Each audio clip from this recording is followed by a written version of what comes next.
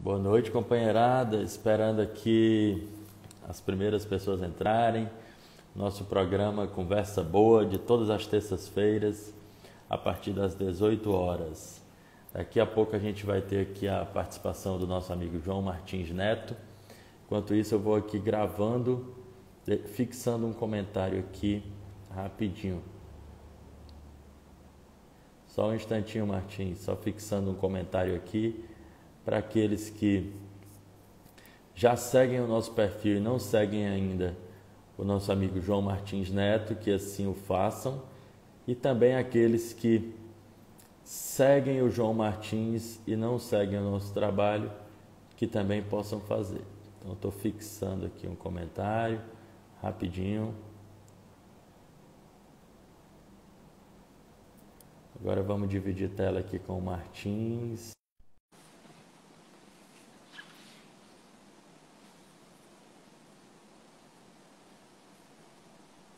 Aí, Martins, boa noite, meu Boa querido. noite. Como estão as coisas aí na nossa bela Lisboa? Estão maravilhosos. Estamos aqui com 32 graus, agora 22 horas. Para quem não sabe, todas as terças-feiras a gente faz aqui a partir das 18 horas esse bate-papo que é muito mais do que uma, uma entrevista, que é muito mais do que uma explicação sobre qualquer coisa. É uma conversa boa, não é isso, Martins? Isso. Então, quem não colocou na agenda ainda, às terças-feiras, às 18 horas no Brasil e às 22 horas em Portugal, a gente faz essa conexão bacana aqui. Martins, queria que você desse o seu boa noite inicial aí para essa turma boa que já está aqui com a gente. Boa noite, pessoal que já está aqui na sala para essa conversa boa de hoje.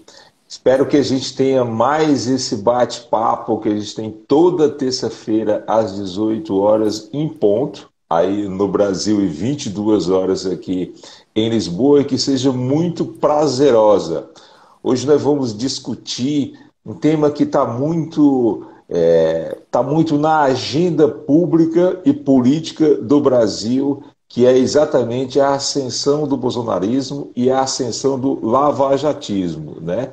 Isso vai dar um pano para a gente debater várias coisas e também interagir nessa conversa com todos vocês, para que a gente possa realmente entender um pouco qual a situação hoje que nós no Brasil estamos atravessando diante dessas duas ideologias, né, que são muito convergentes, mas que agora, pelo noticiário que a gente acompanhou durante toda a semana, vindo do STF, vindo da PGR, vindo do Congresso, elas estão em crise. E essa crise é decorrente exatamente de um ajuste de poder que essas duas ideologias estão agora tentando confrontar uma com a outra para ocupar os seus espaços. Então, creio que a nossa conversa boa hoje vai ser muito interessante e muito esclarecedora para que a gente entenda como isso está impactando nas nossas vidas e como isso vai impactar mais ainda diante da iminente crise econômica e social que nós vamos passar, não só no Brasil, mas no mundo inteiro. E aí, Jário, antes de passar a palavra para você, hoje a União Europeia deu o sinal verde para o governo português para que o governo português pudesse fundar o seu banco de desenvolvimento. O governo português não tem um banco de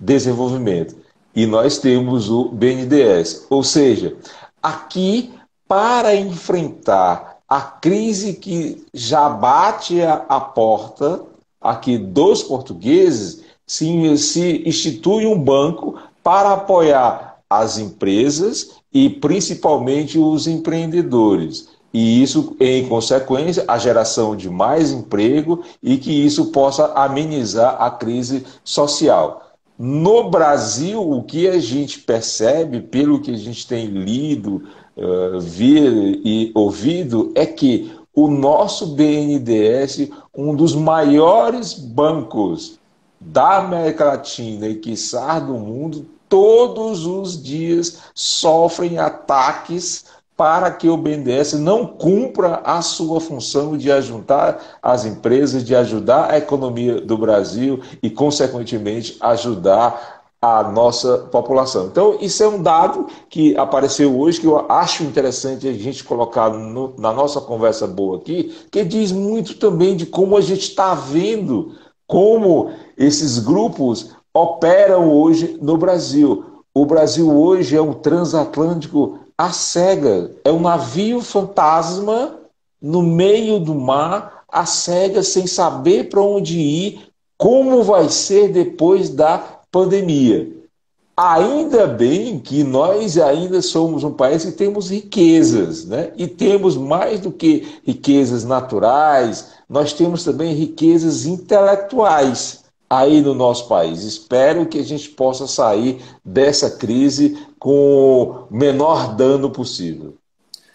Registrando aqui, eu, Ana Luísa, Mabele Nunes, Melissa Alves, Gislaine Souza, Laura Blogueirinha, Rosiane Rodrigues, Ale Carol, Seu Jardineiro, Paulo Pruz, Nicole Munueira, Drica Chagas, Kaique, Carlos, Heitor Souza, Cid Joju e o Renato Jorge. Eu queria aproveitar aqui, Martins, porque o Renato Jorge é um amigo querido que ele é nascido no Líbano. Oh. E a gente não sabe ainda explicar bem o que está acontecendo lá. A avaliação ainda é precoce de se fazer, mas eu recebi hoje do Jorge alguns vídeos, né, das explosões, e a gente já tem notícia de aproximadamente 50 mortos, né, e muitos feridos.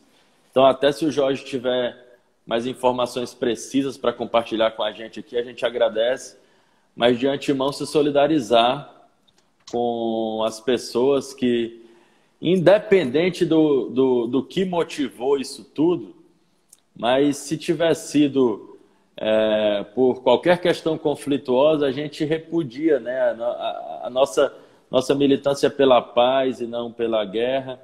E a gente sabe que sempre sobram consequências para pessoas inocentes, né? E pessoas que muitas vezes não discutem os objetivos que motivam esses alvos.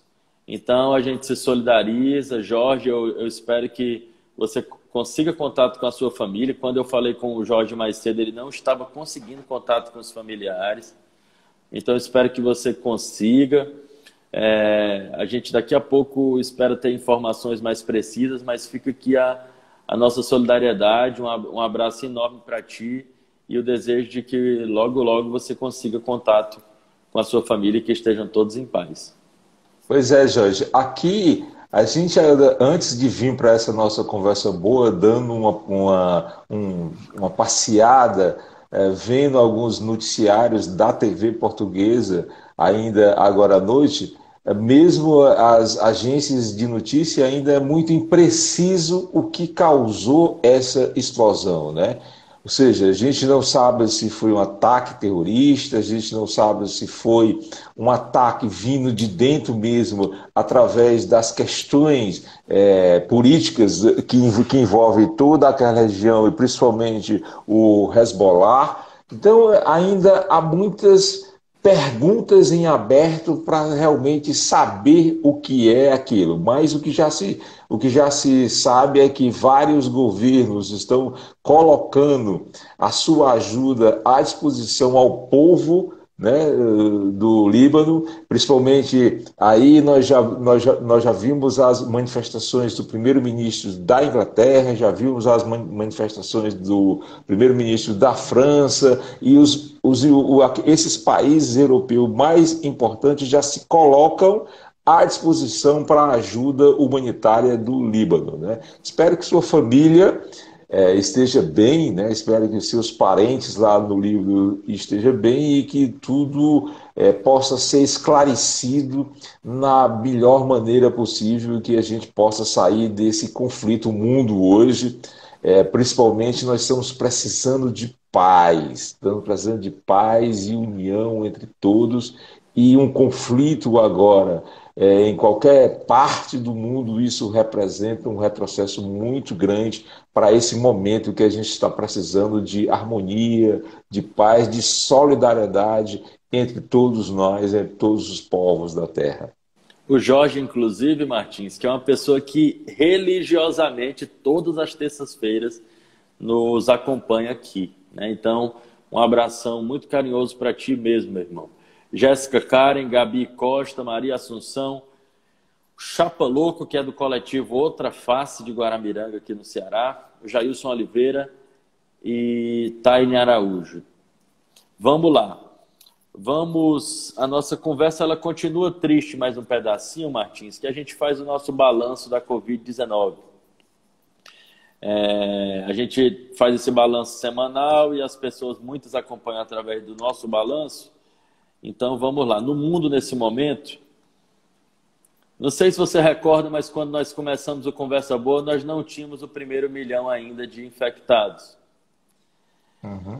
18.196.221 infectados. Já morreram em virtude da Covid-19 691.740 pessoas. Os Estados Unidos lideram as estatísticas com 4.795.493 infectados. Já são 157.729 mortos nos Estados Unidos. O Brasil, algo que muito nos entristece, o Brasil vem logo atrás dos Estados Unidos, com 2.759.436 infectados. E esses números vão ser atualizados daqui a pouquinho. Olha lá, senão já tinha saído agora. E os mortos no Brasil já somam 95.078 pessoas. Quando o presidente disse que não tinha nada para fazer, e daí o que eu posso fazer? Eu sou Messias, mas eu não faço milagre. Nós tínhamos 5.000, Martins. Esse número já se multiplicou quase por 20. 95.078 mortos no Brasil. Portugal, que é onde você se encontra, 51.681 infectados, com 1.739 óbitos. E o estado do Ceará, onde eu me encontro, nesse momento em Guaramiranga, mas falando do estado do Ceará, 179.341 infectados, já são 7.806 irmãos cearenses mortos pela Covid-19. Uma verdadeira tragédia, não é isso, meu irmão?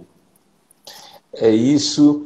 E Jairo, infelizmente a gente não tem boas notícias para dar, né? Quando nós começamos aqui e ficamos naquela disputa política de primeiro de quem era o vírus, né? Depois de quantos morreriam, depois de que o confinamento era coisa de marica, era coisa de quem não enfrentava as coisas que apareciam na vida de frente, como se você pudesse enfrentar essas coisas de pandemia de peito aberto, né? Não sei se você lembra do Roberto Justus e do dono do restaurante Madeiro dizendo que 5, 7 mil pessoas, isso tá certo, é isso mesmo. Muito mais que isso. Muito mais que isso e mais do que nunca. Aqueles negacionistas que nos diziam todos os dias que nós já estávamos chegando no pico da pandemia, que nós já estávamos no platô e que nós já iríamos sair dessa condição daqui a 20 dias. Daqui no máximo no mês de abril, maio, nós teríamos avançado, nós teríamos vencido esse vírus. Parece que o que a gente percebe é que não, né? Que não, isso não foi possível.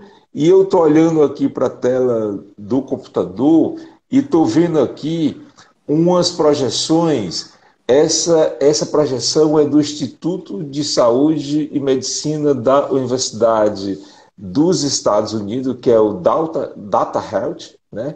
E que faz uma projeção, vejam bem, nós estamos hoje com 95 mil mortos, né?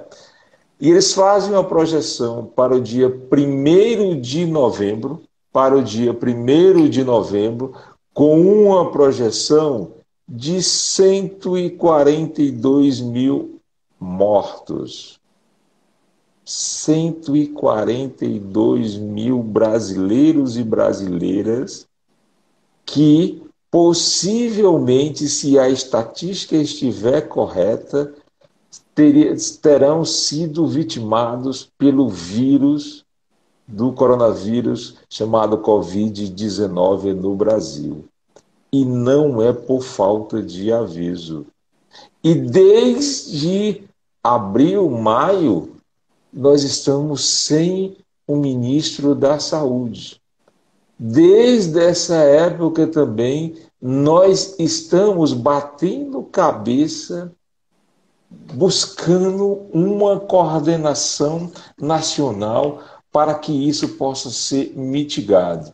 E desde o início, os especialistas, que são cientistas renomados, brasileiros e do mundo, alertam para as tomadas de medidas de mitigação deste vírus, quais sejam o isolamento social, o apoio do Estado aos mais vulneráveis, a etiqueta das mãos e a etiqueta das máscaras, a questão do Estado apoiar com a ajuda financeira aqueles que não têm a possibilidade de sair de casa para fazer seus bicos, ter seu emprego, botar a comida dentro de casa.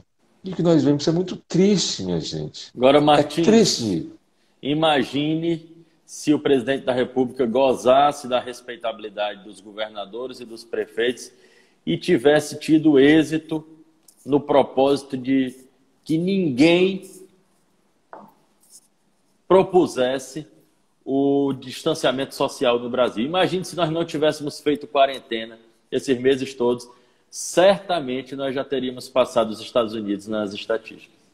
Se nós não tivéssemos feito a quarentena, mesmo nessa forma desorganizada no caos, organizada no caos pelos prefeitos, pelos governadores, nós estaremos sofrendo uma catástrofe no Brasil sem proporções. Nós estaremos, talvez, acontecendo o que aconteceu vizinho aí no Equador, com cadáveres no meio da rua, não podendo ser resgatado porque as funerárias, os serviços funerários não teriam condições de resgatar esses corpos no meio da rua. Isso me deixa muito triste.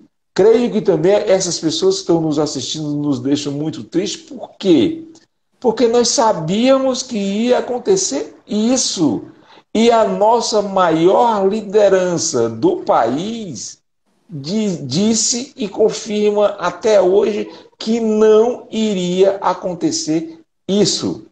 Ou seja, como o Lanz agora fala, Lanz é um grande amigo lá de Itabuna, na Bahia, né? Principalmente pré-candidato a vereador lá, né? Que ele diz que se não fossem os governadores estaríamos perdidos. Concordo com você, Lanz. Um abraço para o Lanz, para o povo de Itabuna, que Itabuna certamente terá um representante de altíssimo nível na Câmara Municipal. Pronto. Nós estaremos totalmente perdidos e nós estaremos... Eu não sei... Ou seja, na minha mente vem aquelas imagens da Idade Média, da peste naquela época da Idade Média, onde vários cadáveres na rua, fogueiras de corpos sendo queimados, saques, uma baderna total. Essa é a imagem que vem agora na minha mente, se esses prefeitos não tivesse feito nada. E a outra coisa que me choca também, não só no Brasil, mas eu venho observando isso no mundo, a gente hoje já não dá muita trela, a gente já não noticia mais esses números como uma coisa altamente preocupante. Parece que a gente já está se acostumando apenas com os números diários, né? E Como se principalmente no não Brasil. chocasse, né, Martins? Como se não chocasse.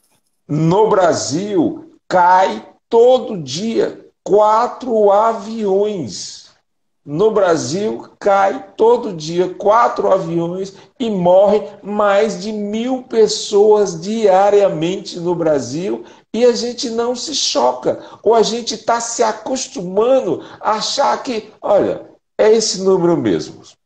É esse número mesmo de 1.000 pessoas e a gente tem que se acostumar com esses números mesmos e vamos aí aguardar que a ciência resolva essa equação com a vacina e com o fármaco. Eu torço todos os dias, não só torço, como também peço a Deus que ilumine, dê discernimento a esses cientistas que estão em cima dessas questões da vacina para que possam realmente, que essas vacinas possam ter a sua eficácia. Nós temos uma boa notícia agora, ainda falta mais alguns detalhes, faltam mais informações, que a Rússia já tem uma vacina bastante eficiente e que já testou e que vai testar agora em longa escala, agora no mês de outubro com os seus concidadãos, e que essa vacina parece, segundo as informações que a gente tem, ela se manifestou muito positivamente quando foi aplicada nas pessoas e que deram uma resposta de imunidade muito satisfatória. Então vamos torcer para essas inúmeras vacinas e principalmente a vacina que tem muito a ver conosco no Brasil, que é a vacina de Oxford, e que com a vacina chinesa também, uma capitaneada pela Fiocruz e outra capitaneada pelo Instituto Butantan, que a gente tenha êxito nisso e que aí lá para março, abril, a gente esteja com essa vacina pronto para a gente estar aí colocando à disposição dos nossos brasileiros. Não acredito. Veja bem, aí eu vou colocar como fé, né? Mas também um pouco do que eu venho lendo e vendo os especialistas falarem, que antes de dezembro a gente não tem essa vacina para a população. E mesmo no próximo ano, quando ela chegar lá para março, abril, aí, não vai ser para todo mundo de uma vez, de uma vez, porque a sua produção precisa ter um escalonamento. A Fiocruz, mesmo ainda sem terminar os testes da fase 3, é que está se antecipando a produção da vacina. Isso é um risco, e é um risco calculado, obviamente, para que, quando seja terminado a fase 3, a Fiocruz já tenha uma produção condizente para que ela já possa colocar no mercado brasileiro para que a gente possa ser vacinado. Infelizmente, como diz o nosso amigo Chapa Louco, a banalização da morte aqui é forte. E que coisa grave de se dizer. Entrou aqui o nosso amigo Barreto também, querido amigo. Um abraço, Barreto. A Inês Rocha, que é da AMAB, Associação dos Municípios do Maciço de Baturité. Agora, Martins, trazendo aqui uma polêmica da semana, é que estamos começando a discutir sobre o retorno às aulas presenciais nas redes de ensino, né? Então, as escolas municipais de Fortaleza, aqui na capital, já estão passando por adaptações físicas, né, para esse possível retorno. O secretário de Saúde, doutor Carlos Alberto Rodrigues, mais conhecido como doutor Cabeto, ele já afirmou que as escolas passarão por uma testagem massiva, né? E o governador Camilo Santana, juntamente com o prefeito Roberto Cláudio de Fortaleza, anunciaram que esse retorno que estava programado para agosto, ele se dará em setembro, mas com a opção entre aulas presenciais ou aulas remotas. Eu ainda creio, Martins, que esse adiamento vai ser novamente adiado, sabe? Eu acho que foi, como chegou agosto e não reunia condições, houve esse adiamento para setembro, mas eu, pessoalmente, acredito que nós dificilmente teremos aulas presenciais em 2020. Como é que você está vendo essa discussão, meu irmão? Eu vejo com bastante prudência e com bastante sensatez a decisão do nosso governador Camilo e do prefeito Roberto Cláudio e de todas as outras autoridades que estão tratando disso. Por quê? Inclusive a ONU, se eu não me engano, foi hoje ou foi ontem, afinal, né, disse que é prioridade a volta às aulas. Isso por quê? Obviamente, a volta às aulas com a segurança necessária para que essas crianças retornem, né? Por quê? Porque está se verificando no mundo inteiro a fragilidade que é dessas crianças e jovens fora da sala de aula, impactando nas suas famílias, principalmente naquelas que precisam trabalhar e também na questão do orçamento familiar, né? Então, isso é uma prioridade da ONU. Isso é positivo por quê? Porque se é uma prioridade, ela passa a ter o mesmo status da prioridade econômica que nós estamos tendo agora, principalmente no Brasil e no resto do mundo, que a prioridade é voltar com as atividades econômicas da mesma forma garantida, segura e tudo. E quando a gente coloca a educação e a sua volta como prioridade, isso quer dizer que aquelas crianças, aqueles jovens que não têm condição de comprar uma máscara, não têm condição de ter um álcool gel em casa, não têm condição de ter sabão e água para lavar as mãos, porque nós sabemos que não só no Brasil, mas em algumas partes do mundo, a gente ainda vive essa realidade, vai ter que os governos darem essas condições para que esses jovens possam comparecer. A grande dificuldade que eu acho, né, e é no achismo, é que essas crianças indo para o ambiente escolar, é difícil controlá-las nessa questão do relacionamento entre eles mesmos. E depois é mais difícil ainda quando eles voltam para casa, que se encontram com os seus pais que têm uma certa idade, se encontram com seus tios, se encontram com seus avós, como se dará isso? Creio que é muito interessante isso que está havendo, principalmente com essa questão da rotatividade das turmas, do insulamento das turmas, da questão da aula presencial e da aula remotamente, ou seja, um ambiente híbrido, onde vai se testando ainda, mas não se engane. Israel fez isso. A gente tem que aprender com o restante do mundo como já fez. Israel fez isso. Abriu todas as escolas, pediu para as crianças forem, deu segurança e tudo. E começou a fechar, porque em algumas escolas, quando surgia um caso, esse caso era motivo de infectar várias outras pessoas. E aí tiveram que dar um passo atrás e começar a fechar de novo.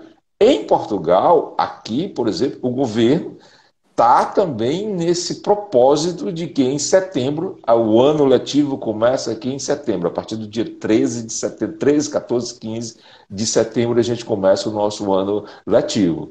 A gente, nas universidades, também tem essa proposta da rotatividade, isolamento, aulas híbridas e também nos outros anos letivos, que é do primeiro ao 12º ano. O governo está fazendo todas essas simulações e também quer ver como é que vai acontecer isso. Bom, é seguro 100%? Nunca. Nunca é seguro 100%. Na vida humana não tem nada seguro 100%, né? Mas é preciso que a gente... E o Brasil precisa não perder essa oportunidade que perdeu quando foi no início da pandemia. A pandemia começou Novembro, dezembro, janeiro, fevereiro e março no restante do mundo.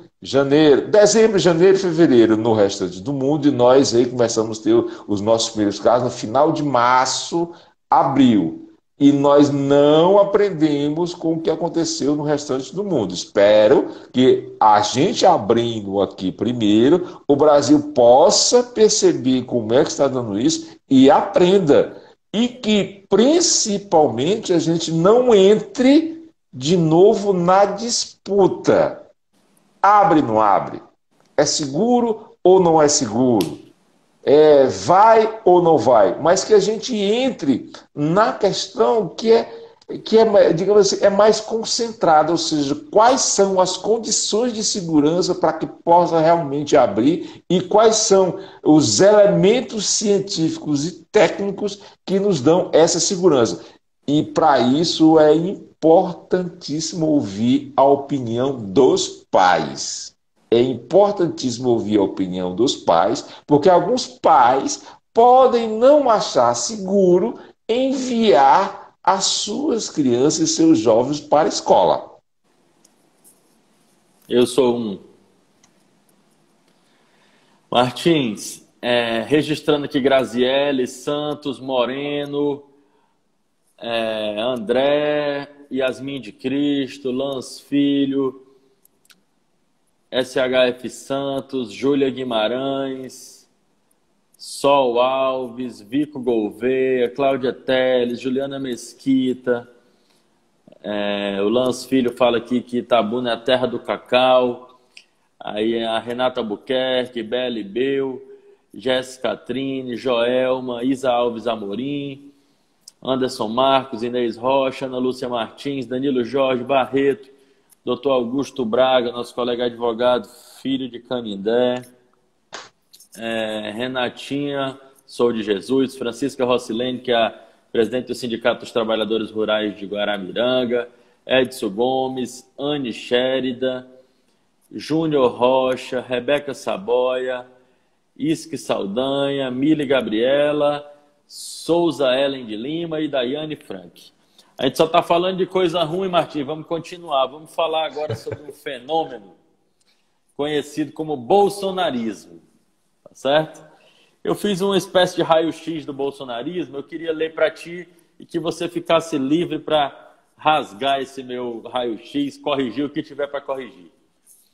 A liderança política do bolsonarismo é Jair Messias Bolsonaro, atual presidente da República, diretamente assessorado pela sua prole, pelos seus filhos.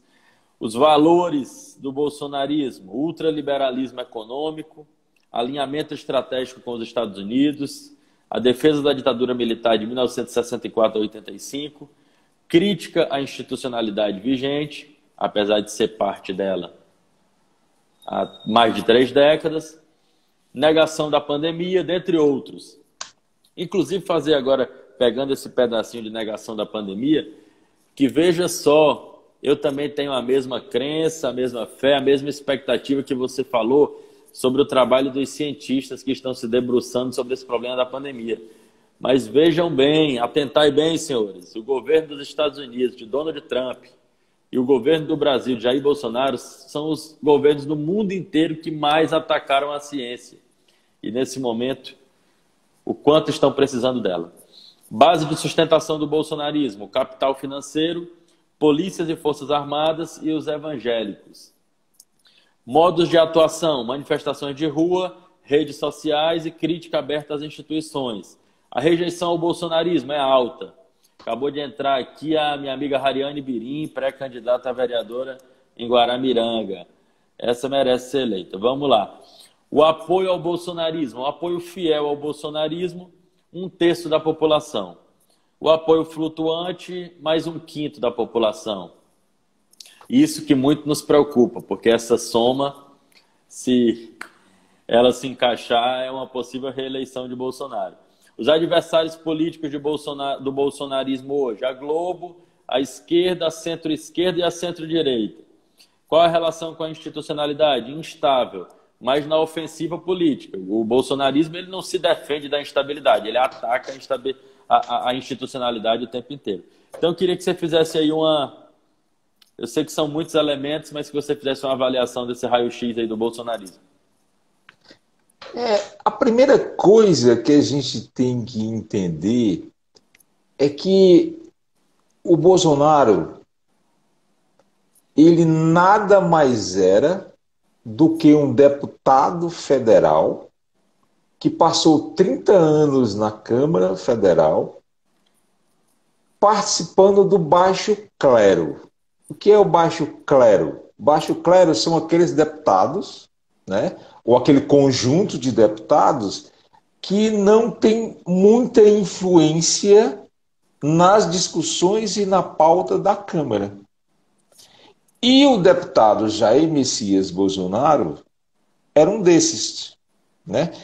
E as suas pautas nunca foram diferentes daquelas que o levaram a se eleger como presidente da República, que era o quê? Defesa à tortura, defesa às milícias, principalmente, às polícias militares, ao exército, uma defesa também da questão da família cristã e dos cidadãos de bem.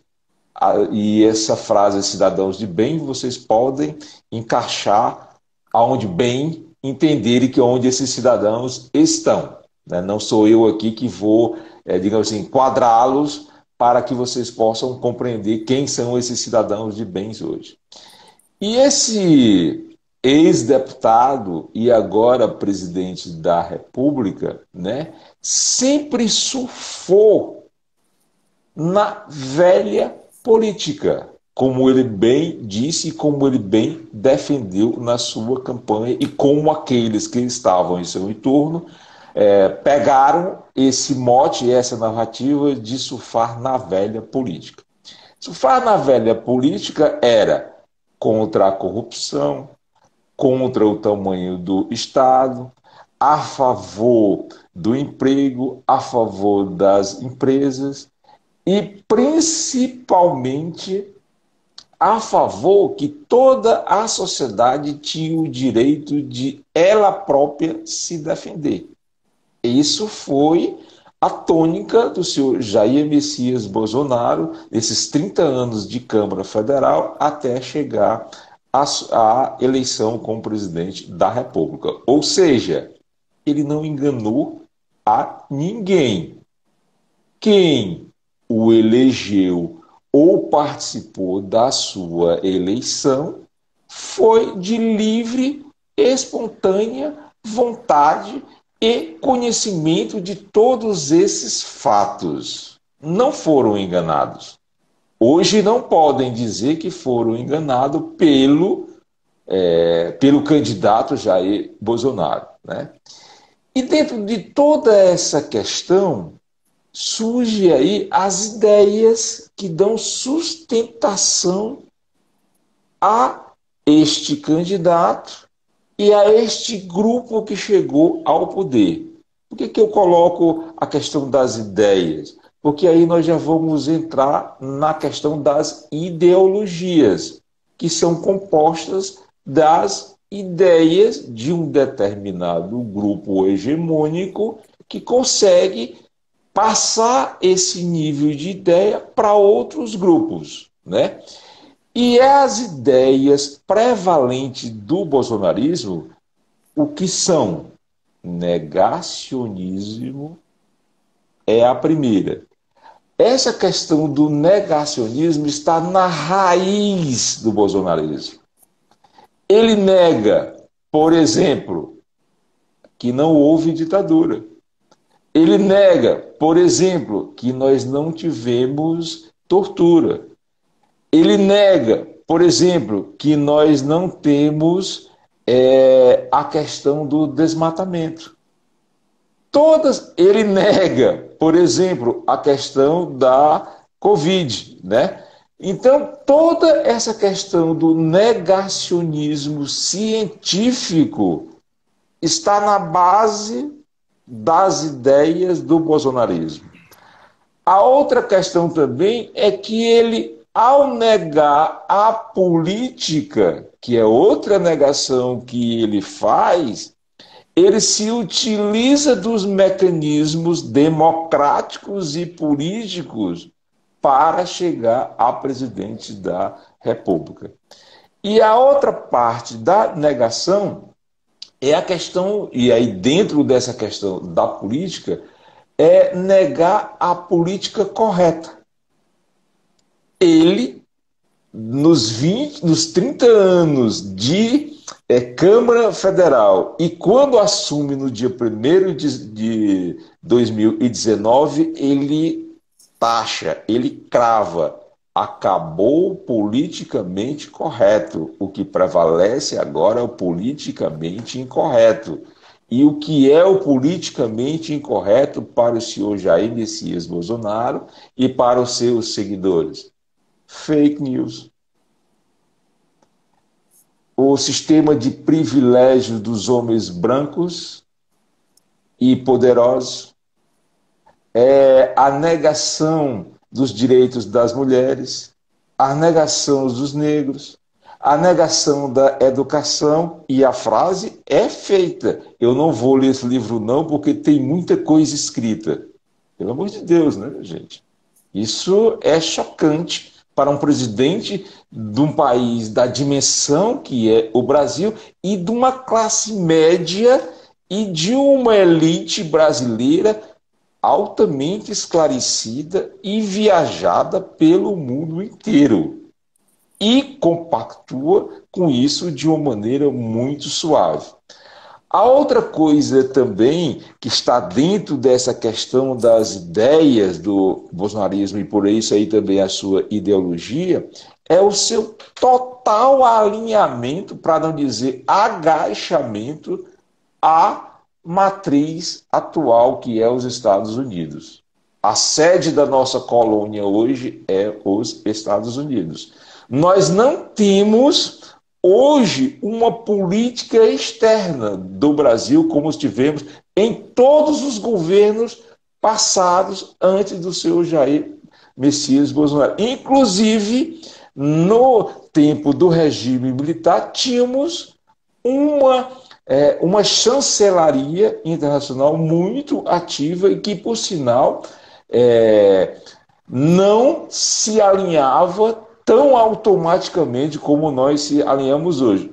Vide o que aconteceu com a chancelaria da época quando reconheceu a independência de Angola, que foi contra os Estados Unidos. Então, todas essas questões vêm nos dizer que o bolsonarismo é fundado nessas ideias, a sua ideologia é a ideia do negacionismo de tudo o que possa comprometer a ciência, a política e as relações sociais da dita democracia liberal que ele se aproveitou muito bem para chegar ao poder.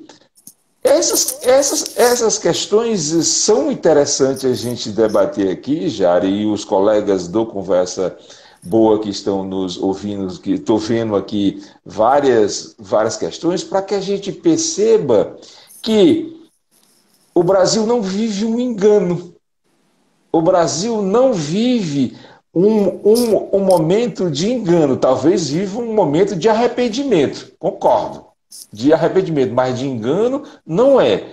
E se temos esse arrependimento, eu acho que ainda falta muito, sabe? Porque eu vi ontem no Roda Viva, o nosso presidente do Poder Legislativo dizer taxativamente: não vejo com muita gravidade o que o atual presidente da República fez até agora, mas com convicção, porque o brasileiro agora ele tem uma lógica sofismática.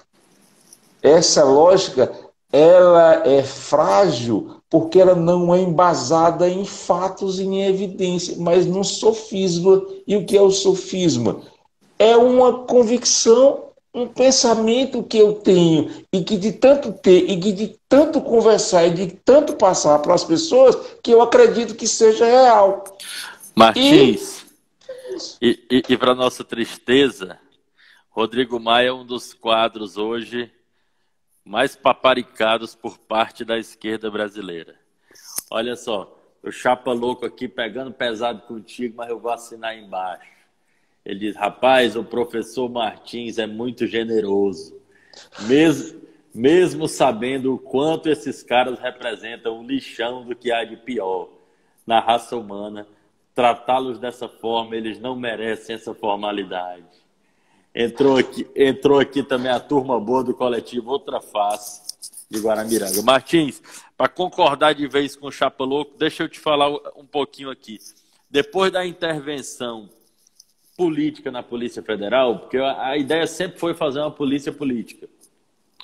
Há menos de uma semana atrás, o UOL fez uma reportagem revelando que o Ministério da Justiça fez um relatório sigiloso sobre mais de 500 servidores públicos identificados como integrantes do movimento antifascismo e opositores do governo Jair Bolsonaro. O MPF pediu esclarecimentos. Hoje também a Carmen Lúcia se manifestou, dando um prazo de 48 horas para o Ministério da Justiça se manifestar. Em nota, o Ministério da Justiça diz o seguinte. Rapidinho. O Ministério da Justiça argumentou em nota que a atividade não configura investigação e se concentra exclusivamente na Olha só. Talvez fosse melhor dizer que estava investigando. Na prevenção da prática de ilícitos e a preservação da segurança das pessoas e do patrimônio público. Para ser educado, Chapa Louco, isso é um absurdo. Isso é um absurdo. Por que eu digo que é um absurdo? O Estado brasileiro é reconhecido no mundo inteiro por ter lutado contra o fascismo. O Estado brasileiro foi um dos que venceu o fascismo na guerra. E hoje o Estado brasileiro persegue os antifascistas. Isso é uma contradição tremenda, isso é um absurdo, né? E isso, Jairo, o que o Ministério da Justiça fez já está tendo escola. Não sei se vocês sabem também aí, no Rio Grande do Norte, o Ministério Público fez a mesma listinha. O Ministério Público fez a mesma listinha com autoridades, com intelectuais, com cidadãos e cidadãs que são antifascistas. E também o governo brasileiro hoje está recriando o SNI nos moldes de como ele era na época da ditadura militar. Segundo a reportagem, a pasta produziu um dossiê com nomes e, em alguns casos, fotografias e endereços de redes sociais das pessoas monitoradas. O relatório foi feito pela Secretaria de Operações Integradas, CEOP. De acordo com o UOL, investido das atribuições de serviços de inteligência por um decreto de janeiro de 2019 do presidente Bolsonaro, a CEOP não submete seus relatórios a um acompanhamento judicial. De novo, isso é um absurdo, minha gente. Isso numa democracia numa democracia em qualquer local do mundo, isso era um escândalo. O ministro teria sido demitido, não a pessoa que operou por ele para poder fazer isso. Teria sido demitida a pessoa e o ministro. Porque se nós vivemos num Estado democrático de direito, isso são ações de governos ditatoriais. Isso são ações de governos que não prezam pela liberdade que eles tanto defendem nas questões econômicas. Mas as liberdades econômicas também passam principalmente pelas liberdades sociais e políticas. Martins, né? Que é o que está acontecendo. A Anistia Internacional disse que exige o fim de toda e qualquer investigação secreta e ilegal contra opositores do governo. O movimento Policiais Antifascismo se manifestou em nota e lembrou que esta constrangedora medida do governo federal não é apenas contra o grupo, mas contra todos que amam as liberdades e que laboram pela democracia. Eles afirmam que pedirão a apuração, responsabilização e reparação da verdade em todas as instâncias possíveis. A ABI afirmou que é gravíssimo, a Associação Brasileira de Imprensa, que é gravíssimo que o Executivo Federal pratique a vigilância de vozes dissonantes e de representantes críticos ao governo, numa caçada que remonta a práticas da ditadura militar. Imagine, minha gente, por exemplo, nessa nossa conversa boa aqui, nós podemos estar sendo monitorados, porque estamos expressando a nossa opinião, às vezes divergente, às vezes convergente, mas podemos ser taxados de antifascista, antigoverno, anti qualquer coisa que o governo pense, e aí possamos estar dentro dessa nomenclatura de possíveis arruaceiros, de possíveis pessoas contra a segurança nacional e tudo mais, e sofremos as consequências disso. Subversivos. Pronto, podemos ser taxados de subversivos, né? E aí podemos sofrer as consequências impostas pelo governo que se diz democrata da boca para fora e autocrata em todos os seus movimentos de 1º de janeiro de 2019 até 4 de agosto de 2020, neste horário que nós estamos falando, o governo se mostra altamente autocrático, não democrático, nas suas relações com os movimentos sociais e com todos os cidadãos brasileiros. Tem gente que gosta disso. Tem gente que gosta disso. Ou seja, eu sou contra, mas eu não posso mudar a cabeça dessas pessoas que gostam disso. Mas se eles gostam tanto disso, por que eles não vão para a Coreia do Norte? Por que eles não vão, como diziam com as pessoas que gostavam da democracia e continuam gostando, para a Venezuela? Por que eles não vão, essas pessoas? Ou por que estas pessoas não tiram essas suas máscaras? Por favor, não é para proteger a da Covid, mas a sua máscara moral, tiram a sua máscara moral e dão logo o golpe, como queriam dar. E foram impedidos pela parte da elite, parte da imprensa brasileira, parte dos movimentos libertários e democráticos brasileiros. Porque se não tivéssemos sido mobilizados para barrar e, mais ainda, agradeçamos ao senhor Fabrício Queiroz por isso. Porque se o senhor Fabrício Queiroz não tivesse preso, o senhor Jair Messias Bolsonaro, juntamente com os seus, estariam muito à vontade. Martins, fala aqui, entrou também aqui mais uma turma boa aqui. Vamos lá, rapidinho aqui fazer esse registro. Rapidinho. Entrou a Rebeca Saboia, Mili Gabriela. Abração para a Rebeca. Souza Ellen de Lima, Daiane Frank, Rony Flor, Hariane Birim, Alessandra, Machado Clarinha, Maria Luísa, Laidson Alves, Kaique, Fernanda Bela Rosa, Álvaro Seda, nosso amigo que sempre está por aqui também, Stephanie Teixeira, Kátia Sol, Feliz Docinho, Outra Face, Guilherme, Kelly Sampaio, e Alisson Silva, Vitor Bicalho, Cauã Nobre, diz Grande Jairo Baluarte da APA do Baturité, o Cauã é dono da metade de Morada Nova, gente boa. Tainã Anjos, o Túlio Costa, Oficial Júlio Marrone, Fernandinho, Adélia Araújo, Suiane Holanda e Drácula. Até o Drácula está aqui com a gente. Martins. Ótimo. Vamos falar agora de uma outra força que fomenta ou que alimenta algumas vozes vorazes na nossa Jovem democracia brasileira, o lavajatismo. Só que a gente só tem 5 minutinhos. Então eu vou ler um raio-x para ti e eu quero que tu seja bem assertivo com relação a ele. A liderança política do lavajatismo é Sérgio Moro, ex-ministro da Justiça, ladeado ali por Deltan Dallagnol e outras figuras.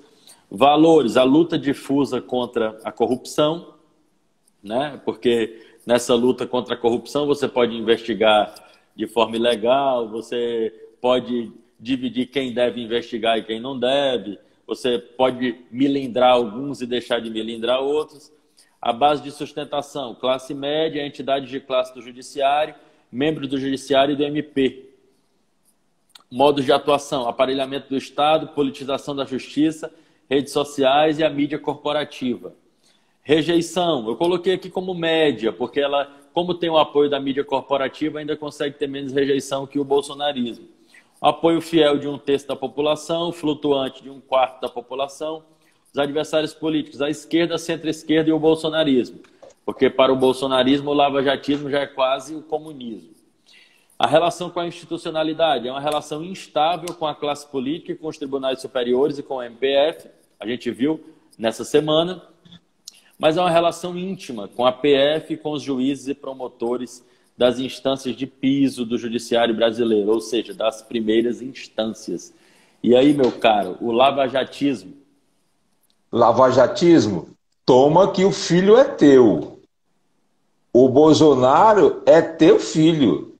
O Bolsonaro foi catapultado aonde ele está muito pela força, muito pela articulação do lavajatismo. E pela ação. E pela ação. E pela ação. Por quê? Porque, de novo, a ideologia, a fundação, o que amarra a ideologia do lavajatismo são duas ideias chaves. Uma é a refundação da República. Vocês lembram? Todos falavam isso. Refundação da República, refundação da República, refundação... Mesmo que seja em cima de terra arrasada. O que quer dizer terra arrasada? Política e economicamente. Foi o que aconteceu.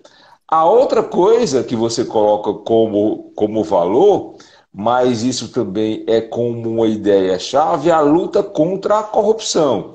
A corrupção do Estado.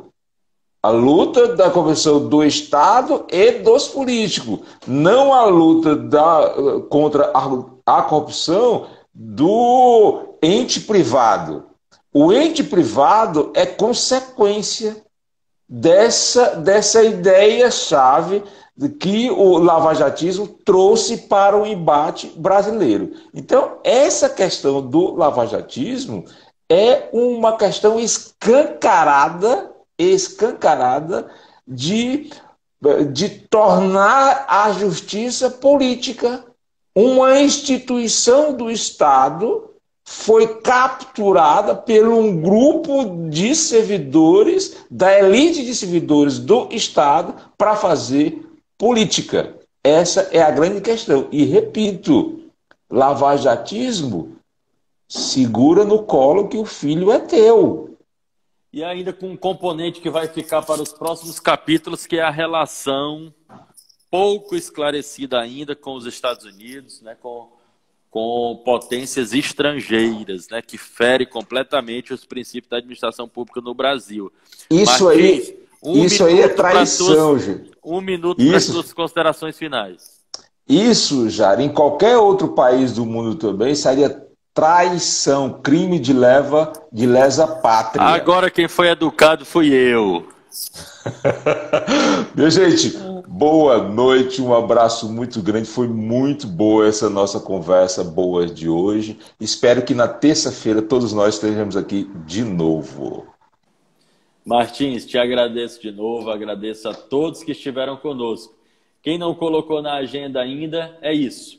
Todas as terças-feiras, às 18 horas no Brasil e às 22 horas em Portugal. Isso mesmo, para os nossos amigos que estão aí na Europa. Possam colocar na agenda esse bate-papo, essa conversa. Começou um pouco como entrevista, mas hoje essa conversa já está para lá de boa, não é isso, Martins? Isso. Então é isso. Coloca na tua agenda, fazer o último registro aqui, que entrou o Matheus, o Wesley, a Eris Laura e a Valesca. E o Chapa Louco esteja presente aqui mais uma vez na terça-feira. O Alexandre Lima esteja presente, porque essa crítica pela esquerda, eu acho que é importante também para a gente não ser tão polido como esse povo não merece, né, Martins? Valeu, um abração. Valeu, um abraço para todos.